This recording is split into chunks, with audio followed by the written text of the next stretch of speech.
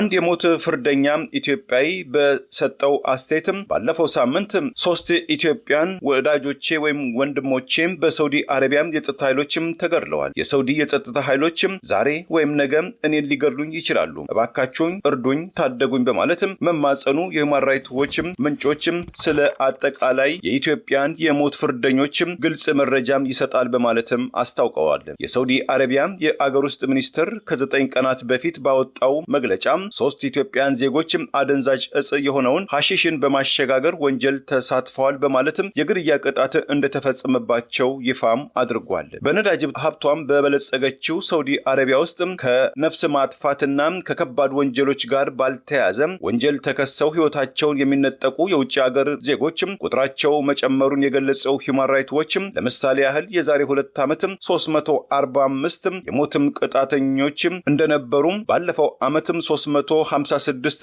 ሰዎች በሳውዲ አረቢያ የጸጥታ ኃይሎች ህይወታቸው መነጠቁን የገለጸው ሁማን ራይትስ ዎች የሳውዲ ንጉስ ሳሊም ቢን አብዱል አዚዝ ወደ ስልጣን ከመጡ ከዛሬ 11 ዓመት ጀምሮ አምባሳደር ነቢያትም ይህንን ይበሉ እንጂም ከሳምንት በፊትም የሳውዲ አረቢያ መንግስትም ሐሺሽ በማሸጋገር ወንጀል ላይ ተሰማርተዋል በማለትም በይፋ መግደሉን ስለገለጸው 3 ኢትዮጵያን ወገኖችም ህይወት በመታደግም ዙሪያ ባሲው ሆነ አምባሳደሩ የሰጡት ማብራሪያ የለም። ከጋዜጠኞችም ተከታይ ጥያቄም አልቀረበላቸውም። ከሳውዲ አረቢያ በመቀጠል ሌላው አሁናዊ የኢትዮጵያን ስደተኞች ስጋት የሆነው በደቡብ አፍሪካ በሚኖሩ ኢትዮጵያን ወገኖች ላይ በደረሰው እና እያደረሰ ባለው ዛሬም ድረስ በቀጠለው ዘር ተኮር ጥላቻና ግድያም ዙሪያ ማብራሪያ የሰጡት የውጭ ጉዳይ ሚኒስትሩ ቃል አቀባይ አምባሳደር ነቢያትም በኢትዮጵያን ወገኖቻችን ላይ ጉዳትም እንዳይደርስም በደቡብ አፍሪካ በሚገኘው የኢትዮጵያ ኤምባሲ አማካኝነትም የጥንቃቄ መልእክትም ከማስተላለፍ በተጨማሪም ከደቡብ አፍሪካ መንግስት ጋር በመወያየትም የደህንነት ዋስትና ለኢትዮጵያን እንዲሰጥም ጠይቀናልም ብለዋል። ሰሞኑን ከደቡብ አፍሪካ የወጡ መረጃዎችም እንደገለጹትም እኛም ቀደም ሲል በተከታታይ እንደዘገብነው በጥቂት ቀናት ውስጥ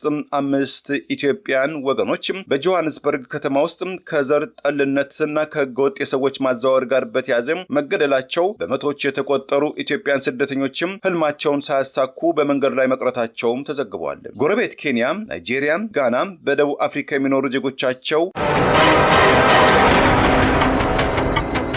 በመካከለኛው ምስራቅ ሳውዲ አረቢያ ውስጥ የሚኖሩ በርካታ ኢትዮጵያን ከአደንዛዥ እጽ ማዛወር ወንጀል ጋር በተያያዘ በሳውዲ አረቢያ ውስጥ የሞት ቅጣትም እየተጠባበቁ መሆኑን ያሰጋው ዓለም አቀፉ የሰብአዊ መብት ተሟጋች ድርጅት ኢትዮጵያኑን ለመታደግም ዓለም አቀፍ ጫና እንዲፈጠር ሲል ጥሪ አቀረበ። ዋና መስሪያ ቤቱን በአሜሪካው ኒውዮርክ ግዛት ያደረገው የሰብአዊ መብት ተሟጋቹ ሁማን ራይትስ ዎች በትላንትናው ዕለት ባወጣው ሪፖርቱ እኛም እንደዘገብነው በሳውዲ አረቢያ ባለፉት ሳምንት ውስጥ 3 ኢትዮጵያን በሞት መቀጣታቸውን በትንሹ 65 ኢትዮጵያን ስደተኞች ከአደንዛዥ እጽ ጋር በተያያዘ የሞት ፍርድም እንደሚጠበቅባቸው አስታውቆም ከቅርብ ዓመታት ወዲህ በተለይ ከአደንዛዥ እጽ ጋር በተያያዘ ወንጀሎች ኢትዮጵያን ጨምሮ በርካታ የውጭ አገር ዜጎች የሞትም ቅጣት ሰለባ መሆናቸውን አስታውቋል። በሰብአዊ መብት ተሟጋቹ ሁማን ራይትስ ዎች ውስጥ ከፍተኛ ተመራማሪ የሆኑት ናዲያ ሃርዳማን በትላንትናው ዕለት መግለጫቸው ላይ እንደገለጹትም ሳውዲ አረቢያ መሰረታዊ የፍትህ ሂደትን የተነፈጉ ኢትዮጵያንን ጨምሮ በርካታ የውጭ አገራትን ዜጎችን አመጻም ባልተቀላቀለባቸው ወንጀሎችም የተነሳ በሞትም ለመቅጣትም መሽቀዳደሟ ለሰው ልጆች የሰብአዊ መብትና ለህይወታቸው እጅግ አሳዛኝ ግዴለሽነትም መኖሩን ያመላክታል። ተጨማሪ የሰው ልጆችም ህይወትም ከመቀጠፉ በፊት የሳውዲ አረቢያ አጋሮች በፍጥነትም ጣልቃ መግባት አለባቸው በማለት ናዲያ ዓለም አቀፍ ጥሪም አቅርበዋል። ሁማን ራይትስ ዎችም በዚህ ሪፖርቱ የኢትዮጵያ መንግስት አስፈላጊውን እርምጃ እንዲወስድ በተለይ የውጭ ጉዳይ መስሪያ ቤትና በሳውዲ አረቢያ የሚገኙት የኢትዮጵያ ዲፕሎማቶች በአስቸኳይ ጣልቃ በመግባት የሞት ፍርድን የሚጠባበቁት ኢትዮጵያን ወገኖችን ቢያንስ የቆንጽላ እርዳታ እንዲያገኙ ማረጋገጥ እንደ መንግስት እንደ ዲፕሎማትም ይጠበቅባቸዋል ብለዋል። ለጉዳዩም ቅርበት ያላቸው 3 ምንጮችን ያነጋገረው ሂውማን ራይትስ ዎች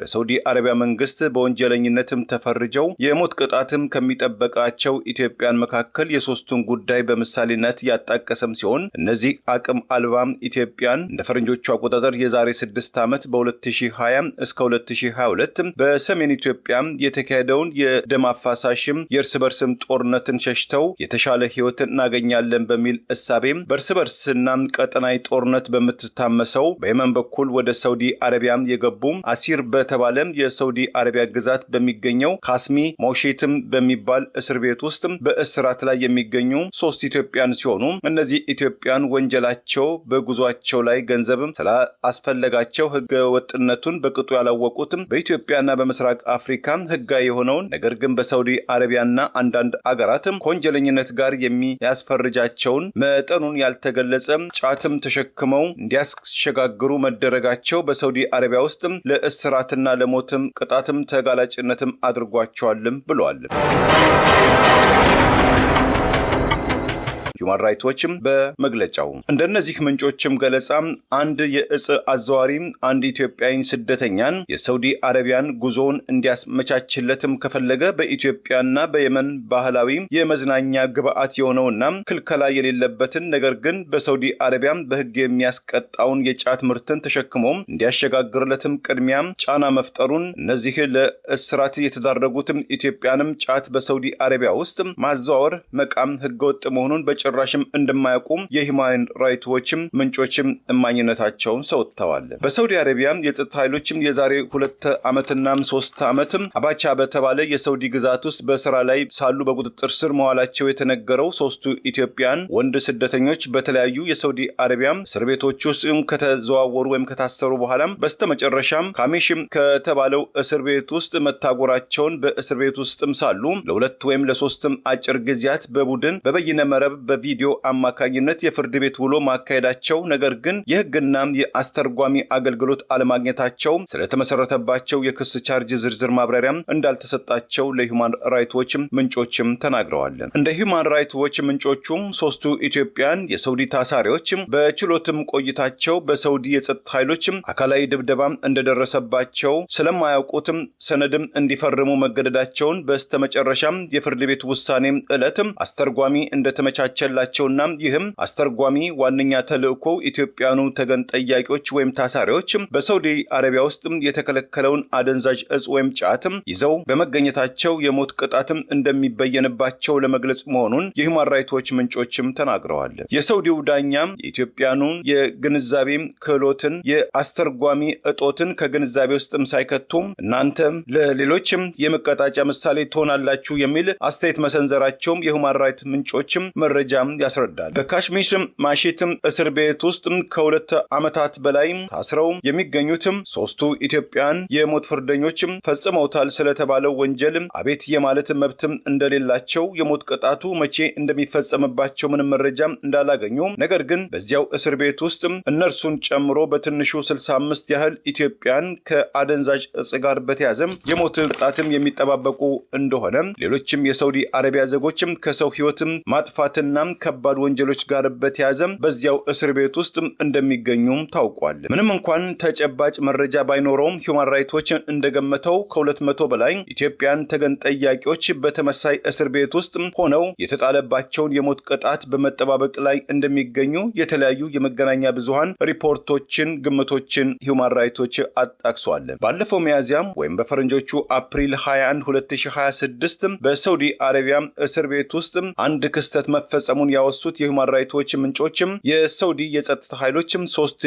ኢትዮጵያን ታሳሪዎችን ዛሬም የችሎትም ውሎ አላችሁ በማለትም ከእስር ቤቱ ይዟቸው ይወጣል። ከቆይታም በኋላ እነዚያው የጸጥታ ኃይሎችም ወደ እስር ቤቱ ባዶ እጃቸውን በመምጣትም 3ቱ ጓደኞቻችሁ የሞት ቅጣት ተፈጽሞባቸዋል፣ ለቤተሰቦቻቸውም አርዷቸው የሚል አስደንጋጭ መረጃም ለተቀሩትም ኢትዮጵያን ታሳሪዎችም አሰራጭተዋል።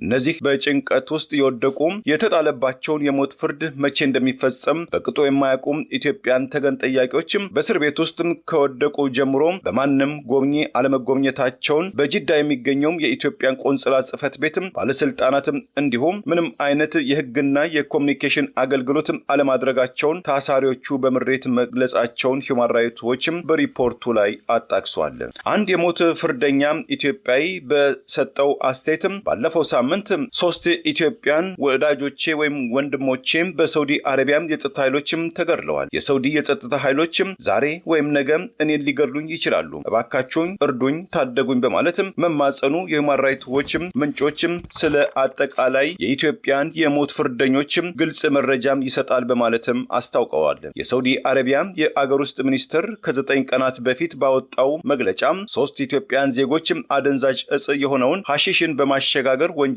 ተሳትፈዋል በማለትም የግድያ ቅጣት እንደተፈጸመባቸው ይፋም አድርጓል። በነዳጅ ሀብቷም በበለጸገችው ሳውዲ አረቢያ ውስጥ ከነፍስ ማጥፋትና ከከባድ ወንጀሎች ጋር ባልተያያዘ ወንጀል ተከሰው ህይወታቸውን የሚነጠቁ የውጭ ሀገር ዜጎችም ቁጥራቸው መጨመሩን የገለጸው ሂውማን ራይትስ ዎችም ለምሳሌ ያህል የዛሬ 2 ዓመት 345 የሞትም ቅጣተኞች እንደነበሩ ባለፈው ዓመትም 356 ሰዎች በሳውዲ አረቢያ የጸጥታ ኃይሎች ህይወታቸው መነጠቁን የገለጸው ሂውማን ራይትስ ዎች የሳውዲ ንጉስ ሳሊም ቢን አብዱል አዚዝ ወደ ስልጣን ከመጡ ከዛሬ 11 ዓመት ጀምሮ ከ2000 በላይ ሰዎች በሳውዲ አረቢያ ውስጥ የሞት ቅጣትም ሰለባዎችም ሆነዋል ብለዋል። የሰው ልጆች ህይወትን መቀጠፍን በሁሉም አቅጣጫ እንደማይደግፍ የገለጸው የሰብአዊ መብት ተሟጋቹ ሂውማን ራይትስ ዎች የሳውዲ አረቢያ የሞትና የግድያ ቅጣት ደግሞ ከዓለም አቀፋዊ የሰብአዊ መብት ጥበቃ ጋር በፍጹም የሚጻረር ጭካኔን የወረሰ ነው ብሎታል። ቢቻል የሞት ቅጣት የሚፈጸምባቸው ሰዎች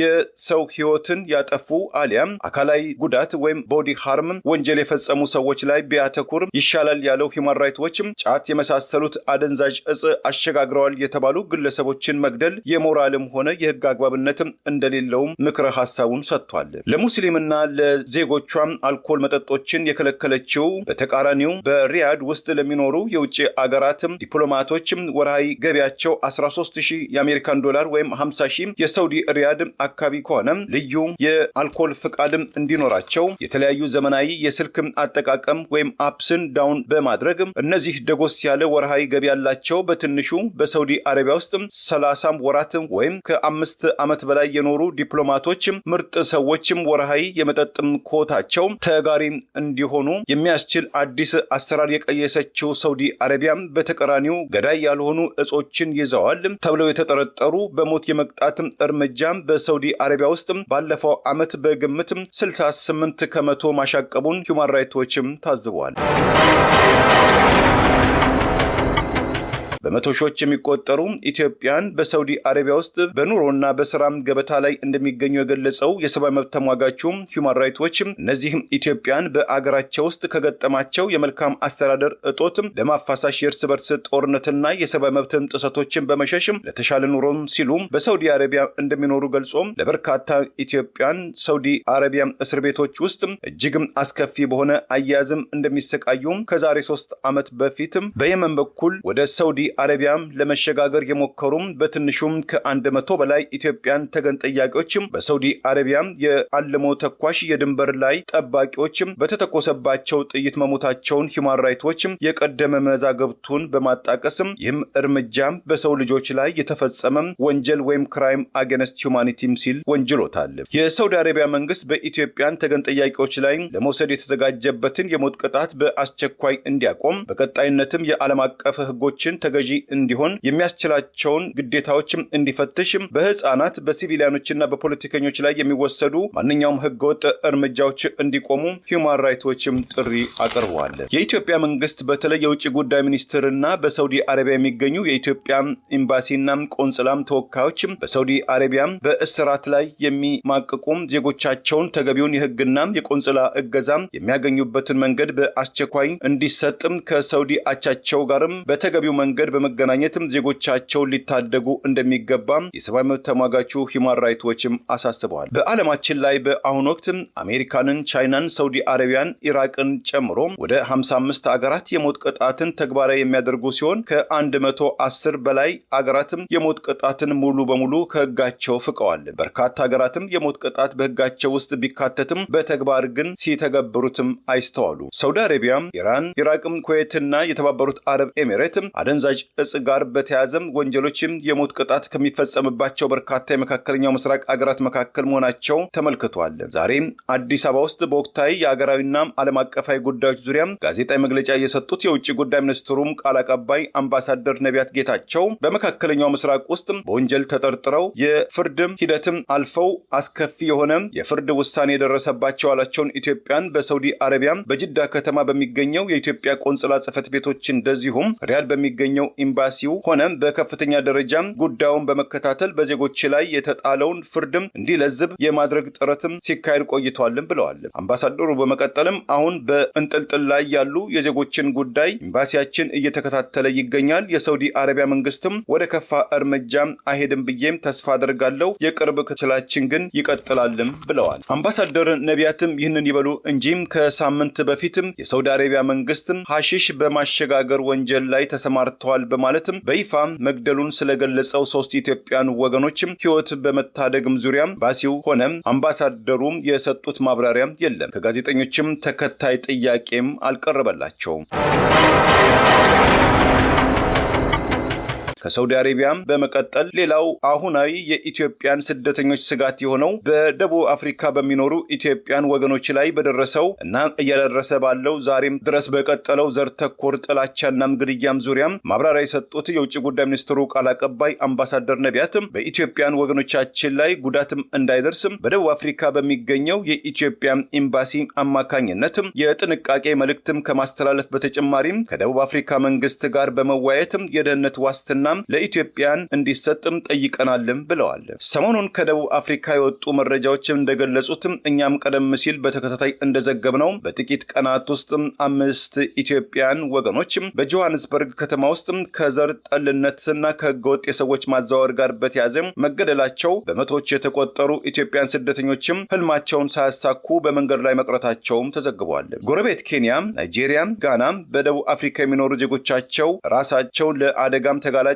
ከማድረግ እንቅስቃሴም እንዲታቀቡ ምክር አዘል ማስጠንቀቂያም አሰራይተዋል። በተለይ በደቡብ አፍሪካ የሚኖሩ ዜጎቿ ደህንነትም ስጋት ውስጥ የከተታትም ምዕራብ አፍሪካዊቷ ጋና በግዛቷ የሚገኙት የደቡብ አፍሪካው ተጠባባቂ ኮሚሽነር ታንዶ ዳምቤኔን አክራም ውስጥ በኦፊሴል በመጥራትም ደቡብ አፍሪካን ዘረኞችም በተለያዩ የአገሪቱ ከተሞች የሚኖሩ አፍሪካን በተለይ ጋናውያን ደህንነትን ከጥያቄ ውስጥም በመክተታቸው የደህንነት ጥበቃም እንዲደረግላቸው ወደ አገራቸው ለመመለስ የሚፈልጉ ህጋዊ ጋናውያን በደቡብ አፍሪካ መንግስትም በኩል ተገቢውን እገዛም እንዲደረግላቸው ጥያቄም ያቀረቡት የጋናው የውጭ ጉዳይ ሚኒስትር ሳሙኤል አቤኬዋ በደቡብ አፍሪካ በተለይ በኳዙሉ ናታል ግዛት ውስጥ አንድ በህጋዊ መንገድ የሚኖር ጋናዊ ከዘረኛ ደቡብ አፍሪካን በኩል ሀገራችንን ለቀ በአስቸኳይ ውጣ የሚል አሳፋሪ ያሉትን ማስፈራሪያም እንደደረሰበትም በተንቀሳቃሽ ምስል መሰራጨቱም አስደንጋጭ ክስተት መሆኑን የጠቀሱትም የጋናው ከፍተኛ ዲፕሎማትም ይህንን ወንጀል የፈጸሙ